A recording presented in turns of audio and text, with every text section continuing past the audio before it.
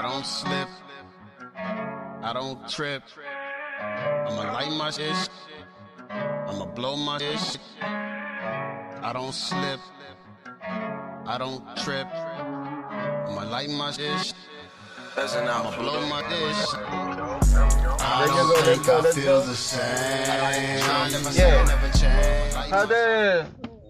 How the team meet up? How the whole group Hjefe started?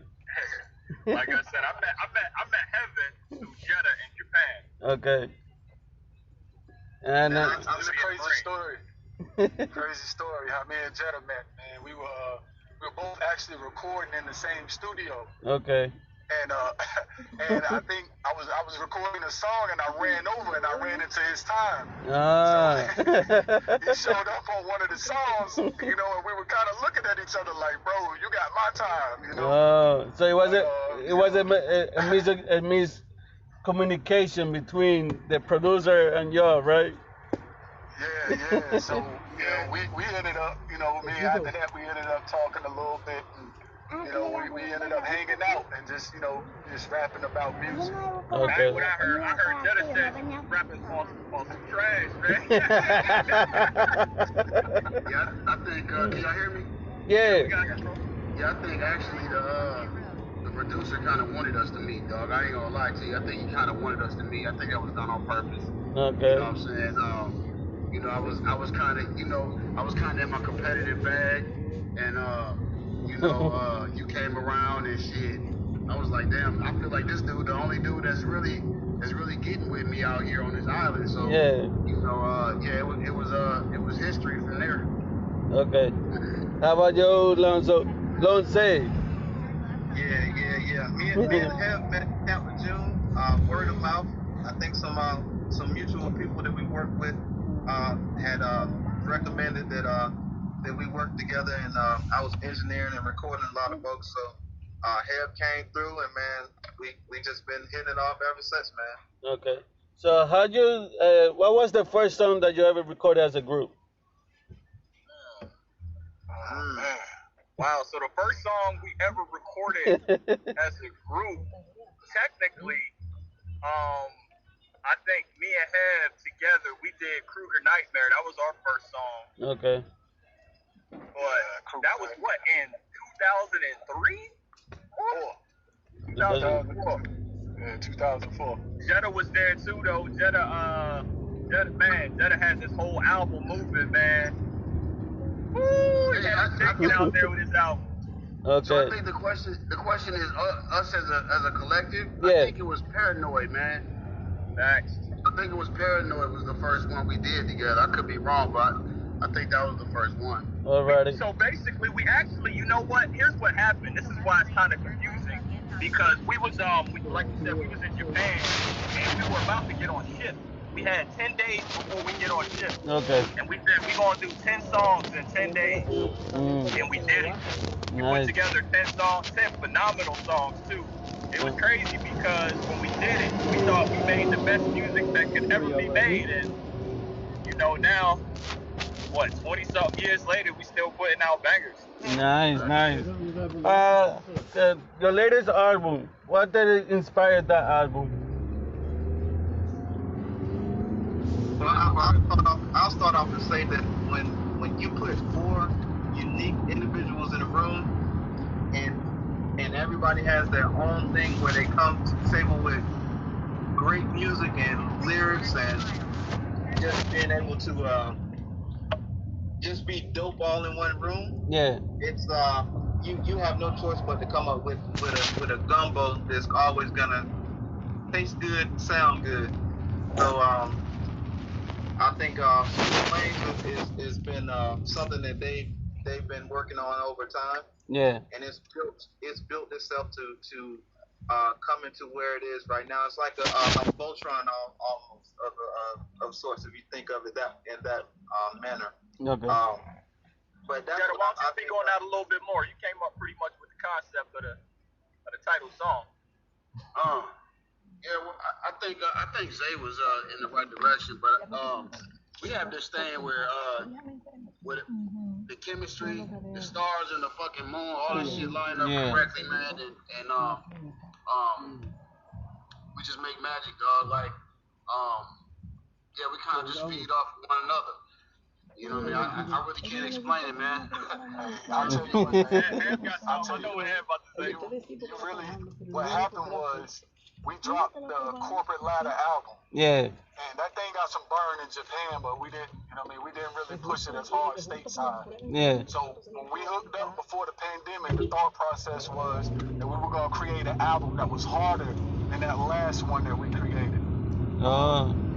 And that was our motivation right there, that this album, we didn't know if we could do it, but we knew that we were going to put forth 100% to make this album, you know what I mean, outshine the last one. And we all put our brain together, man, we came up with this masterpiece. Nice. And what's dope about the whole thing, is we did a mixtape before Switching Lanes album that a lot of people got to hear, the Hjefe mixtape. But technically, we did a mixtape before that doing what we call four-man recording. Like, we didn't really have, it was the pandemic, we didn't really have a studio to get down or nothing like that. We was like using phones to record songs with a beat playing on a speaker. And a lot of people haven't heard these songs, but it's like a whole nother mixtape of songs that we did. But once we, found a way to record, that's when the album came about. And by then we were ready. We had got our practice in. We was a little bit rusty. Hef got us together to knock the rust off. They threw us some beats, and like Jetta said, the rest is history. So what happened with the album, with the mixtape before? How that came about? Like, why you guys decide to make a mixtape before the album? Just to kind of like put our toe in the water, man, and see what the response was gonna be with the mixtape. And here's the thing, like, kind of go off of what Moose was saying about the poor man recording process. Man, we was doing the poor man recording process and actually making bangers that we was pushing out to just different people and just testing it. And the feedback we was getting was phenomenal. So it was kind of like the same thing with the mixtape, man. The feedback that we got with the mixtape was phenomenal. All right. So there was no reason why we shouldn't have made an album. Okay. Yeah, and then there was some more motivation behind that mixtape too. So like I said, Zay was throwing us beats. And what happened on that mixtape was we said, you know what? Zay got all these beats. Okay. We got all these other beats that we done made songs to. Because the album kind of was coming about and was formulating itself because of the quality of the music. But we also had a bunch of singles that we were just rapping on that was going crazy. So we said, you know what? Let's do a mixtape with all non-Zay beats, to pay homage to our producer / engineer / money man / Mr. Everything for the group. And it was beautiful, Okay. I mean, it went crazy. What's the message? I just want to add one more piece to add to that with that mixtape. We did throw one of the other producers that we work with, a guy by the name of Wugga. Okay. And like you said, we're throwing all that love to Zay on that. Not just, the El Hjefe crew, but Wugga came in and threw a beat in there. But all proceeds went straight back to the El Hjefe LLC. So every beat up there was our beat. We owned all of them. All of them? So, that was another thought process behind the mixtape. Alrighty. So. Hey, shout out to Mo too. You know what I'm saying? Shout out to Mo. We got a song from him up there too. Nice. Yeah, man. Zay has been carrying the heavyweight. That's my guy. Salute. Alrighty. So what's the message behind the album? What you wanted to put out there, like the message you wanted to put out there with the album? I can start off with that. So, like, the album is called Switching Lanes, and Jetta came up with the concept.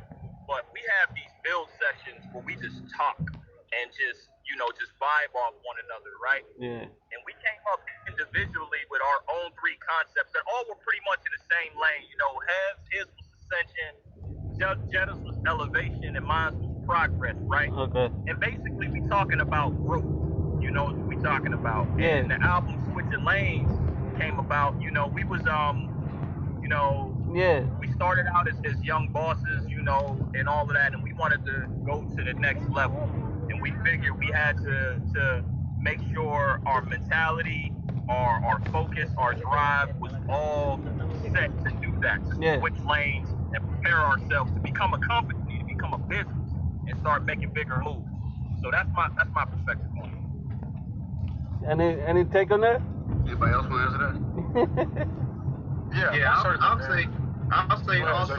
I'll say also that a lot of the album is based off of real life situations, you know, relationships, love, you know, life, the ups and downs that everybody go through. So it's something that everybody can relate to, you know. Yeah. At some point in life, everybody got to switch lanes. You may be a knucklehead growing up, so now you got to grow up to become, you know, an adult to the real world. So a lot of switching lanes is about elevation, as he said, and get into the next level, and just becoming a good person, and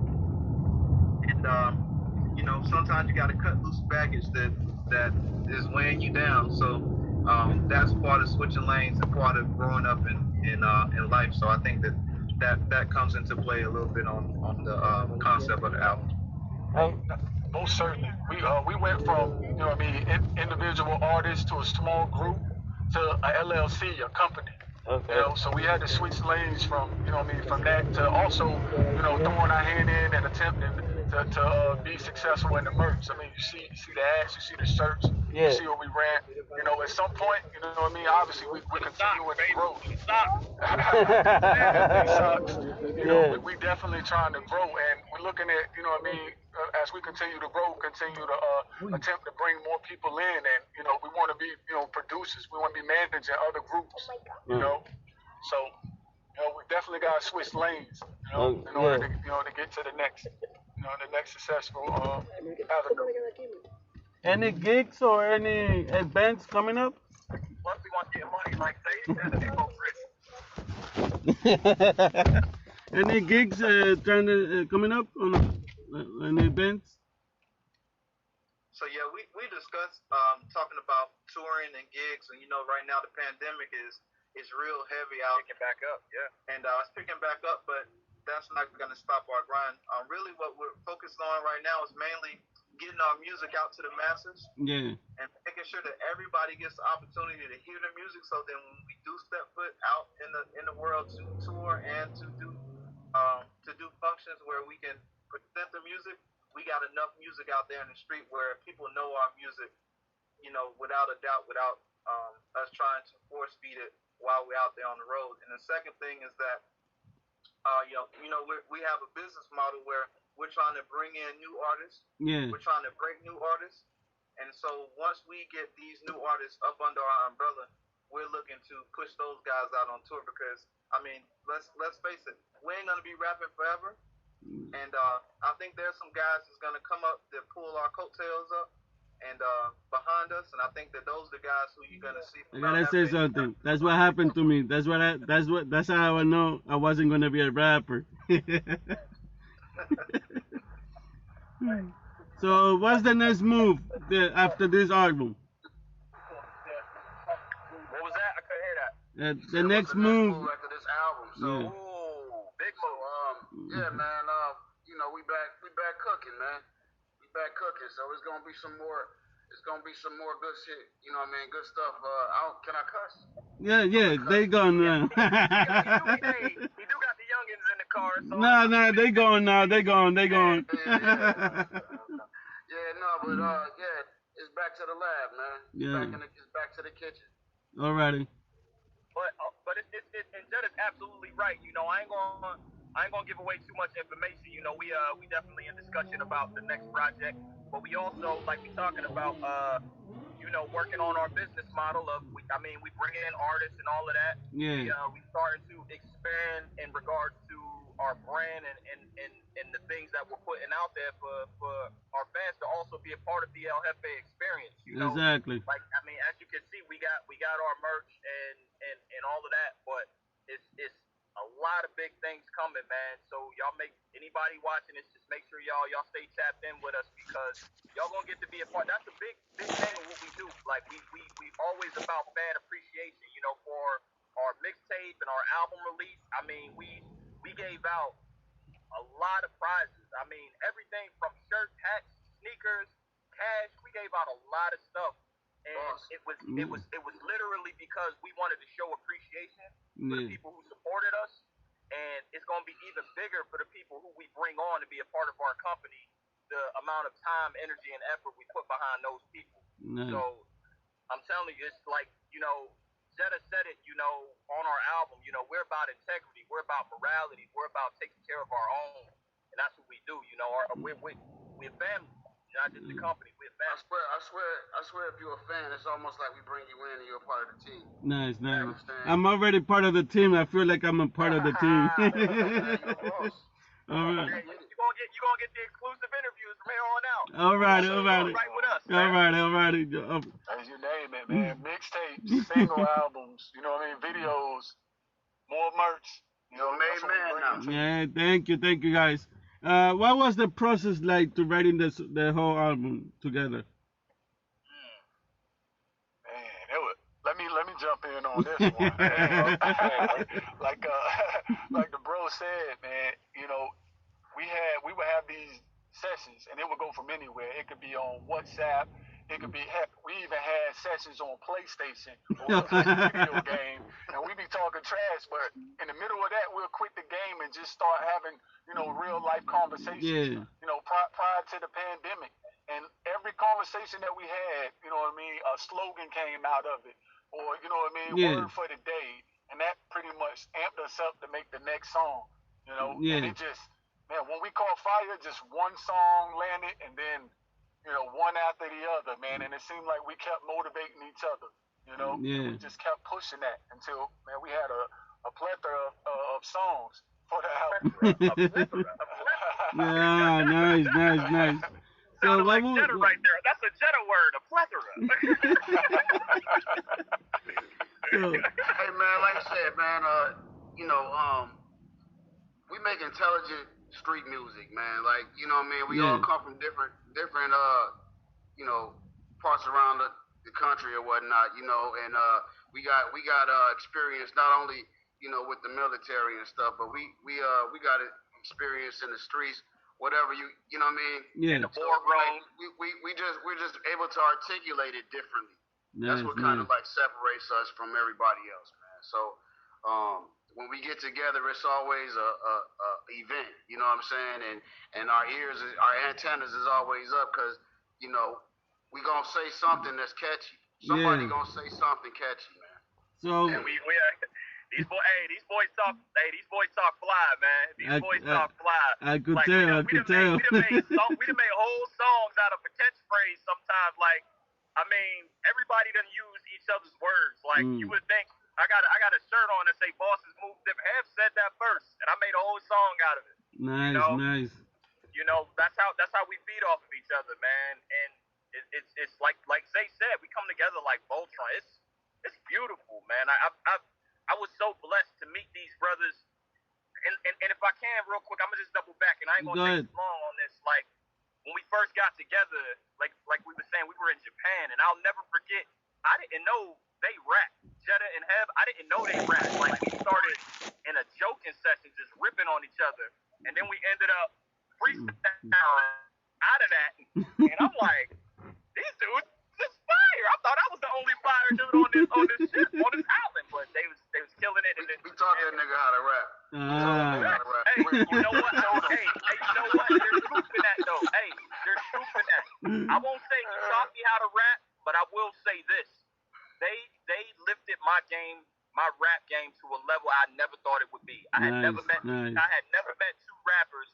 I tell them all the time, Jetta's my favorite rapper, and Heaven is the best rapper I know. And that's the truth. That's true. Hey, Hector, I took him up to the top of the ship. I said, if this dude can't rap, we throwing him off the ship. and I hope he can swim. And I'm still here.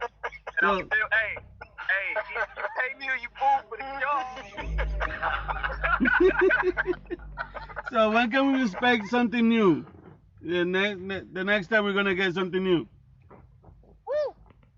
You might want to look out tomorrow. You might want to be on the lookout tomorrow. Okay. We might turn this interview into a freestyle that we drop. Can I get the exclusive? Can I get the exclusive? Man, I mean, we feeding off your energy today. Okay. Can I get the exclusive freestyle? Oh yeah, definitely. We got some stuff in the tuck for you. Alrighty. Can I get it? Yeah.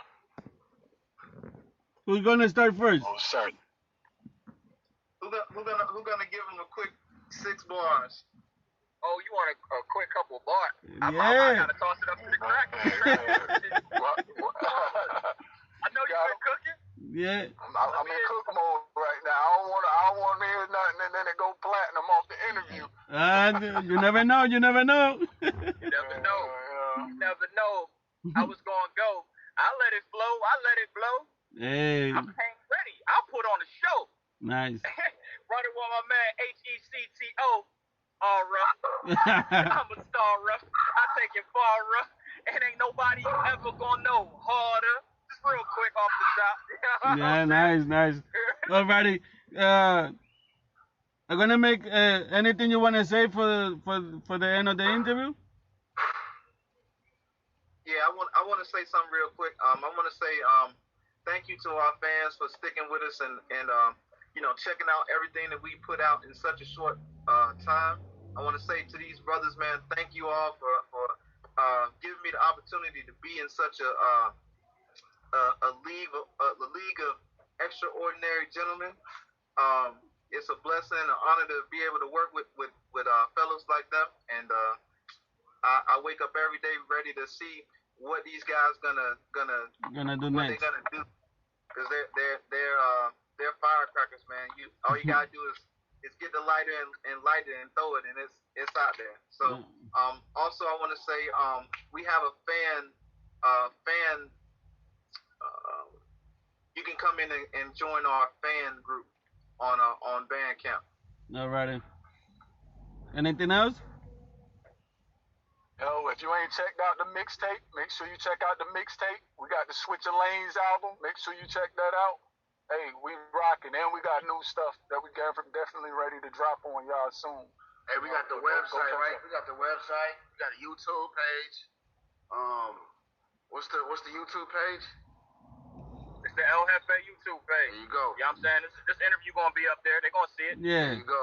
Also, we got Instagram popping. Facebook, Twitter, all that. Alrighty. You can I'm find gonna say me. something. If I could say something, these guys, they've already heard this, especially Hjefe and Jetta. But there's a difference between our group and a lot of these other cats.